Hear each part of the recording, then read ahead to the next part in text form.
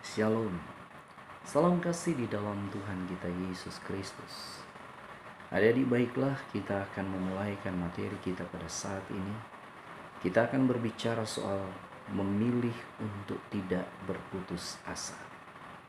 Tetapi sebelum kita memulaikan materi atau kegiatan kita pada saat ini, kembali kita mengangkat satu pujian, ku nyanyi haleluya.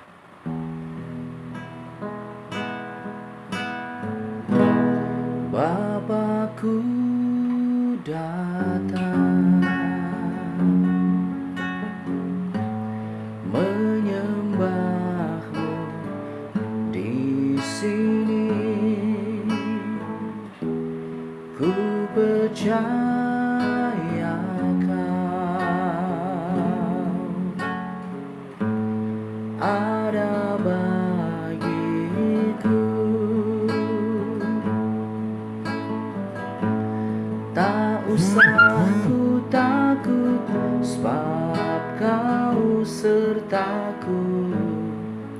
Tak usah ku bimbang, kau di dalamku. Tak usah ku cemas, kau penghiburku. Saat ku lemah, kau kuatku. Ku nyanyi haleluya,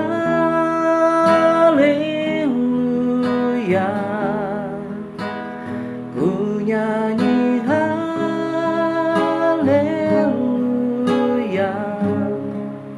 Sungguh kau hebat, ajaib perkasa perbuatanmu.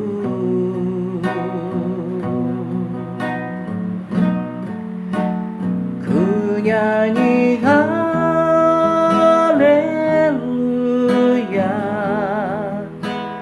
ku nyanyi haleluya. Sungguh kau hebat, ajaib perkasa perbuatanmu. Di hidupku,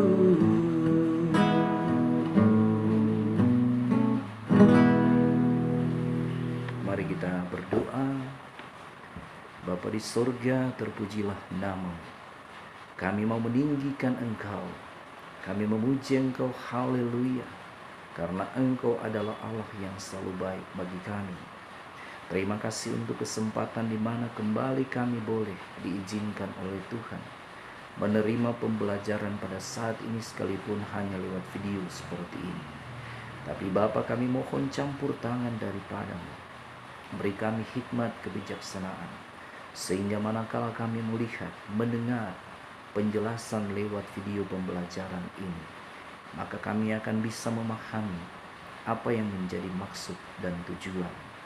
Dan biarlah kami ketika mendengarkan semua ini, kami diberi kuat, kami diberikan keteguhan iman, sehingga dalam menjalani kehidupan ini sebagai anak-anak Tuhan, sebagai remaja Kristen, kami tidak akan memilih untuk berputus asa.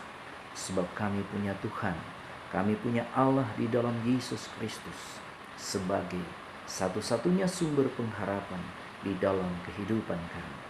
Terima kasih Bapa, terpujilah nama-Mu. Ini doa kami menyambut pembelajaran pada saat ini hanya di dalam nama anak-Mu Yesus Kristus, yang adalah Tuhan Juru Selamat kami yang hidup. Amin. Nah adik-adik, baiklah, kita akan memulaikan kegiatan pembelajaran kita pada saat ini, yang akan berbicara soal memilih untuk tidak berputus asa. Adapun tujuan pembelajaran pada saat ini, di mana setelah kalian mengikuti proses pembelajaran, diharapkan kalian akan dapat yang pertama, menjelaskan arti berputus asa dan bedanya dengan berpengharapan. Kemudian yang kedua, kalian diharapkan akan bisa menjelaskan apa pesan Tuhan Yesus tentang kekhawatiran dan tentang putus asa. Yang ketiga, kalian bisa menjelaskan mengapa selaku anak Tuhan kalian tidak boleh berputus asa. Yang keempat, kalian diharapkan bisa menjelaskan tentang konsep keterbatasan manusia. Manusia terbatas, tapi Tuhan punya kuasa yang tiada batasnya. Setelah itu, kalian diharapkan mampu mempraktekkan sikap hidup beriman yang penuh dengan pengharapan dalam kehidupan sehari-hari, misalnya melalui relasi dengan sesama dengan cara memotivasi. Kalian akan mampu membangkitkan semangat hidup orang lain yang sedang berputus asa. Kalian boleh menjadi contoh dan teladan bagi orang-orang di sekitar. Nah, adik-adik, kurang lebih seminggu yang lalu kita sudah mempelajari tentang bagaimana orang Kristen menjalani kehidupan beriman dan berpengharapan. Nah, pada pelajaran ini menyangkut memilih untuk tidak berputus asa. Kalau kemarin berbicara soal teori, maka dalam pelajaran ini kalian diharapkan akan menerapkan apa yang sudah kita pelajari dalam hidup kita sehari-hari, terutama saat kita mengalami kesulitan hidup atau saat kita tidak mendapatkan apa yang kita inginkan.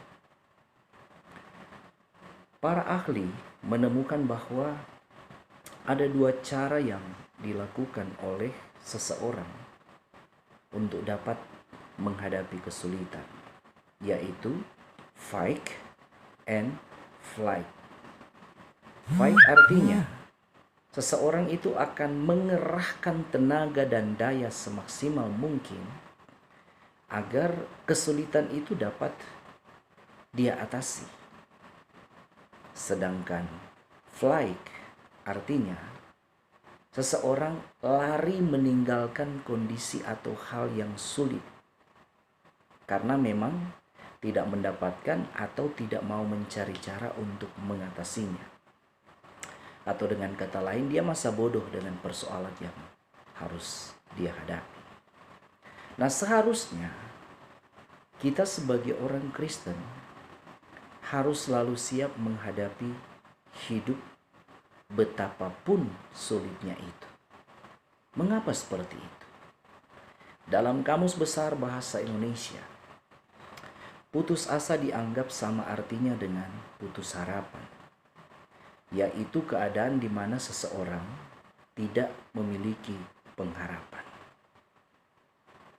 Kalau kita mau lihat kenyataan yang ada pada saat ini, sejak beberapa tahun terakhir ini, kita semakin sering membaca atau mendengar atau juga melihat berita tentang orang yang bunuh diri karena merasa tidak mampu melanjutkan kehidupan yang ada. Nah, wujud ketidakmampuan orang yang tidak mampu bertahan di dalam menghadapi pergumulan hidup itu bisa beragam. Misalnya, karena dia tidak mampu bayar utang, karena dia tidak mampu membeli makanan untuk anak atau mencukupi kebutuhan perekonomian keluarga, atau dia tidak mampu membeli obat untuk menyembuhkan penyakit, atau dia stres dengan sakit yang harus dia alami sekian lama. Bahkan ada anak-anak muda masa kini hanya karena alasan putus dan bermasalah dengan pacar, langsung berputus asa dan tidak mau melanjutkan hidup. Di berita tuh ada yang minum Baygon, terus ada yang menjatuhkan diri dari gedung bertingkat. Itu kenyataan yang terjadi saat ini. Matius 6 ayat 25 sampai 34. Di sana sebenarnya terkandung suatu pesan yang indah tentang bagaimana kita menghadapi hidup ini sesuai dengan apa yang disampaikan oleh Tuhan Yesus Kristus. Di sana nanti kalian baca di rumah, Matius 6 ayat 25 sampai 34 berbicara soal hal kekhawatiran. Nah, paling sedikit ada 3 pesan yang disampaikan oleh Yesus lewat cerita ini. Yang pertama, bahwa kita tidak perlu khawatir untuk makan, minum di dalam kehidupan ini. Pemeliharaan Tuhan untuk kita harus ingat, adalah jauh melebihi pemeliharaan Tuhan untuk burung-burung yang hidup di udara.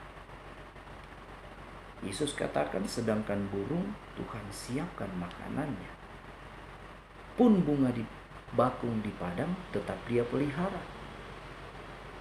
Jadi kasih sayang Tuhan akan tetap berlaku dalam kehidupan kita melebihi ciptaan Tuhan lain.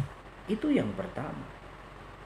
Yang kedua adalah pesannya bahwa yang utama dalam menjalani kehidupan ini adalah mencari kerajaan Allah dan kebenarannya. Carilah dahulu kerajaan Allah dan kebenarannya, maka semuanya itu akan ditambahkannya kepadamu. Artinya apa? Artinya ketika kita mengutamakan untuk mengenal Allah, karya-karyanya, janji-janjinya, maka sudah pasti kita akan terpesona terhadap Allah yang sungguh sangat mengasihi kita, anak-anaknya. Allah selalu memberikan yang terbaik untuk kita. Amos bilang, carilah Tuhan maka kamu akan hidup.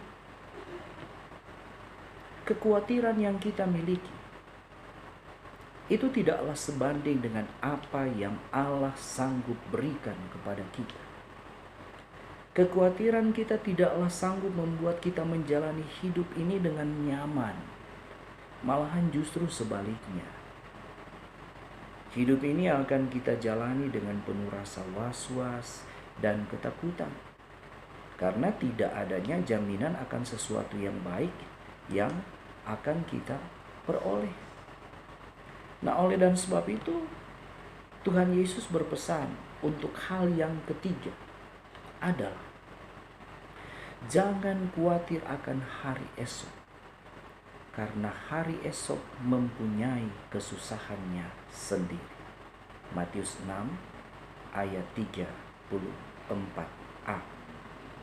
Nah, bila Tuhan Yesus tidak ingin kita khawatir, Ia juga tentunya tidak ingin kita menjadi anak-anak Tuhan yang mudah untuk berputus asa. Nah, apabila ada orang yang bunuh diri karena putus asa, harusnya dia memiliki prinsip di dalam kehidupan ini, bahwa yang mempunyai kehidupan ini adalah Tuhan. Seharusnya kita sebagai anak-anak Tuhan bersuka cita ketika kita hidup di dalam Tuhan. Sama seperti Mazmur 146 ayat 5 bilang, berbahagialah orang yang mempunyai Allah Yakub sebagai penolong, yang harapannya pada Tuhan Allahnya. Jadi jelas seharusnya kita berbahagia sebagai umat Tuhan, karena dalam pengharapan kepada Tuhan sudah pasti ada yang namanya pertolongan. Sekarang pertanyaan, kenapa orang bisa berputus asa? Orang bisa berputus asa karena dia hanya mengandalkan kekuatan dirinya sendiri atau mengandalkan kekuatan orang lain, padahal kekuatan diri sendiri ataupun kekuatan orang lain itu ada batasnya. Dia lupa bahwa Allah yang dia imani di dalam Yesus Kristus adalah Allah yang memiliki kuasa tiada batasnya. Tuhan Allah pasti akan memberikan apa yang memang kita butuhkan untuk kebaikan kita dan orang-orang lain yang ada di dalam lingkungan kita. Jadi, saat kita bingung mengenai apa yang kita butuhkan tidak kita dapatkan, ingatlah bahwa Allah sangat mengasihi kita. Dan Dia adalah Allah yang sangat memperhatikan kita. Mungkin saja jawaban Allah tidak secepat yang kita harapkan. Tapi kita harus percaya bahwa jawaban daripada Tuhan Allah itu akan datang tepat waktu menurut Allah, menurut waktunya Tuhan, bukan menurut kita. Ya, jadi sekali lagi, menurut waktunya Tuhan, bukan menurut waktunya kita. Tuhan Yesus pernah berkata begini kepada murid-muridnya. Matius 7 ayat 19-11. Adakah seorang daripadamu yang memberi batu kepada anaknya jika ia meminta roti, atau memberi ular jika ia meminta ikan? Jadi jika kamu yang jahat tahu memberi pemberian yang baik kepada anak-anakmu, apalagi Bapamu yang di sorga, ia akan memberikan yang baik kepada mereka yang meminta kepadanya. Nah, apa maksud kalimat ayat ini? Maksudnya adalah bahwa Yesus Kristus, Bapa di sorga, sangat tahu persis apapun yang kita butuhkan, bukan apapun yang kita inginkan. Dan Dia sangat tahu apa yang terbaik buat kita. Selebihnya, kita sebagai anak-anak Tuhan harus gigih di dalam meminta kepada Tuhan apa yang kita butuhkan sampai mendapatkannya. Salahkah ini? Tidak. Hal ini tidak salah. Sebab itu artinya ketika kita gigih meminta kepada Tuhan, kita sebagai anak-anak Tuhan adalah mau bertekun kepada dan di dalam Tuhan. Lebih daripada itu, kegigihan untuk mendapatkan apa yang kita inginkan, itu adalah memang hal yang disarankan oleh Tuhan Yesus sendiri. Seperti yang dikatakan dalam Matius 7 ayat 7-8. Mintalah maka akan diberikan kepadamu. Carilah maka kamu akan mendapat. Ketoklah maka pintu akan dibukakan bagimu. Karena setiap orang yang meminta menerima, dan setiap orang yang mencari mendapat, dan setiap orang yang mengetuk, baginya pintu dibukakan. Jelas bukan? Nah, akhir kata adik-adik, yang Bapak mau katakan di sini adalah jangan kehilangan pengharapan atau berputus asa. Kenapa? Masih ada Tuhan Yesus sebagai sumber pengharapan dan solusi yang terbaik bagi kita. Masalah boleh ada, pergumulan boleh kita hadapi, tapi putus asa itu tidak boleh terjadi dalam kehidupan kita. Yang boleh terjadi adalah kita tetap bertekun di dalam doa, meminta petunjuk daripada Tuhan. Biarlah Tuhan yang akan bekerja untuk memberikan solusi yang terbaik dalam kita menghadapi berbagai macam persoalan dan tantangan kehidupan ini, sehingga pada akhirnya lewat pergumulan yang kita hadapi ke depan, manakala Tuhan menjawab, kita akan boleh menyaksikan itu dalam kehidupan banyak orang. Kita menjadi anak-anak Tuhan yang mampu diteladani, dicontohi oleh setiap orang yang ada di sekitar kita. Demikianlah materi pembahasan soal memilih untuk tidak berputus asa. Tuhan Yesus kiranya memberkati, memberikan kekuatan bagi kita sebagai anak-anak muda Kristen untuk tetap semangat dalam menjalani kehidupan ini. Mari kita berdoa. Bapa di dalam sorga, terima kasih. Materi pembelajaran sudah kami terima. Diberkatilah kami untuk kami sebagai anak-anak Tuhan masa kini. Kami tidak akan goyah, takut, gentar, apalagi memilih untuk berputus asa. Sebaliknya jadikan kami sebagai anak-anak Tuhan yang punya iman yang teguh dan kokoh, agar dalam menjalani kehidupan ini kami benar-benar bisa dimampukan menjadi saksi Tuhan, menjadi anak-anak muda yang bisa dicontohi, diteladani di dalam sikap, di dalam berkata-kata ataupun di dalam segala hal apapun juga. Terima kasih Bapa, terpujilah nama-Mu. Ini doa kami. Di dalam nama Tuhan Yesus Kristus, kami berdoa kepada Bapa di surga. Amin. Immanuel, Tuhan menyertai kita sekalian.